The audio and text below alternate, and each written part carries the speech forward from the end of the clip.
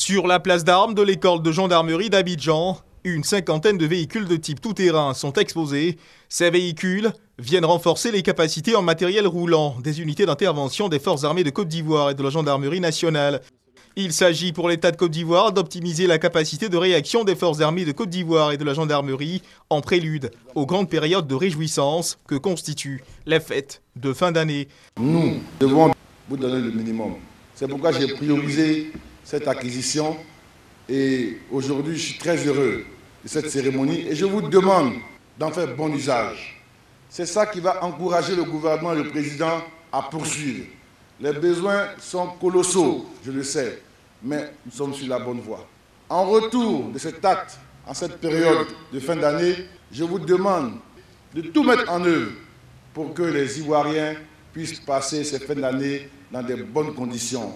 Ce vaste programme de rééquipement s'inscrit dans le cadre de l'amélioration des conditions de vie et de travail des hommes en tenue.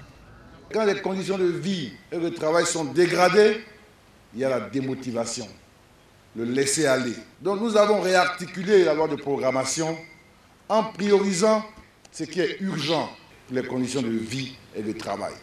Dans le cadre de la restructuration des effectifs dans l'armée, un appel au départ volontaire a été lancé. Les travaux sur la loi de programmation ont mis en évidence que notre armée a un problème de pyramide d'âge et de pyramide de grade. Il vaut mieux avoir une armée de taille réduite dont on peut bien s'occuper que d'avoir une armée pléthorique dont on s'occupe mal.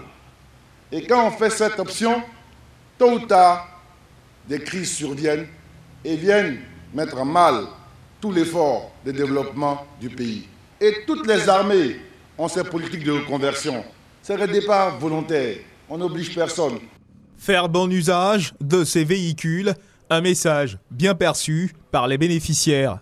Nous nous ferons fort de mettre à profit ce matériel roulant pour permettre aux populations ivoiriennes de fêter en toute quiétude, sans baisser la garde en ce qui concerne la lutte contre la criminalité sous toutes ses formes.